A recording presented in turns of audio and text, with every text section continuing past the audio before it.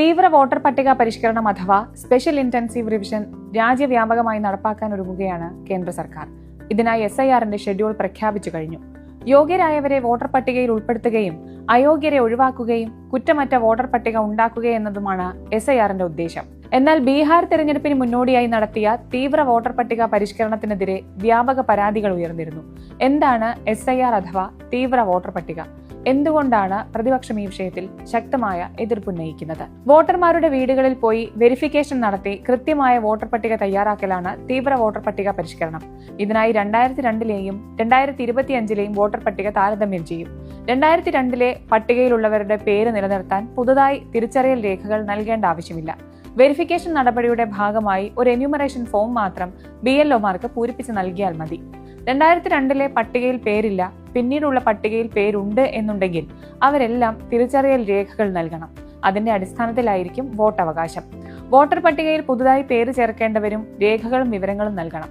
അതായത് 2002ന് ശേഷം പട്ടികയിൽ പേര് ചേർത്തവരും പുതുതായി ചേർക്കേണ്ടവരും ഏതാണ്ട് ഒരേ നടപടികളിലൂടെ കടന്നു പോകണം.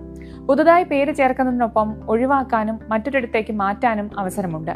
ഇങ്ങനെ BLOമാർ എല്ലാവരുടെയും വീടുകളിലെത്തി നടപടികളെല്ലാം പൂർത്തീകരിച്ച ശേഷം കരട് പട്ടിക പ്രസിദ്ധീകരിക്കും. അതിൽ ആക്ഷേപമുള്ളവർക്ക് വീണ്ടും അപേക്ഷ നൽകാം.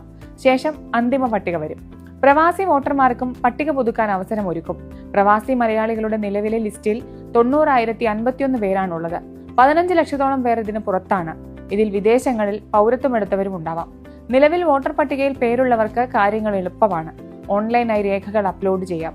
ഒരു BLO നിർബന്ധമായും അവരുടെ വീട്ടിൽ പോയി പരിശോധിച്ച് അവർ അവിടുത്തുകാരാണെന്നും മറ്റും ഉറപ്പുവരുത്തും. എന്നാൽ കുടുംബം ഉൾപ്പെടെ സ്ഥലത്തില്ലാത്ത പ്രവാസികൾക്ക് SIR നടപടികൾ പൂർത്തിയാക്കൽ അത്ര എളുപ്പമല്ല.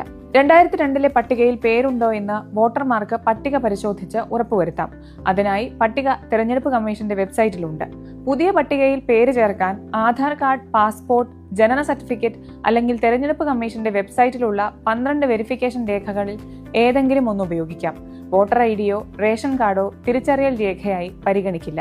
അടുത്ത വർഷം തെരഞ്ഞെടുപ്പ് നടക്കുന്ന കേരളം, അസം, ബംഗാൾ, തമിഴ്നാട് എന്നീ 4 സംസ്ഥാനങ്ങളും കേന്ദ്രഭരണ പ്രദേശമായ പുതുച്ചേരിയും ഉൾപ്പെടെ 10 മുതൽ 15 സംസ്ഥാനങ്ങളിലായിരിക്കും ആദ്യം SIR നടപ്പിലാക്കുക. 3 മാസം കൊണ്ട് നടപടിക്രമം പൂർത്തിയാക്കാനാണ് തീരുമാനം. തദ്ദേശ തെരഞ്ഞെടുപ്പ് അടുത്തിരിക്കുന്നതിനാൽ കേരളത്തിൽ SIR ഇപ്പോൾ നടപ്പാക്കരുതെന്ന് കേരളത്തിന്റെ ചീഫ് ഇലക്ടറൽ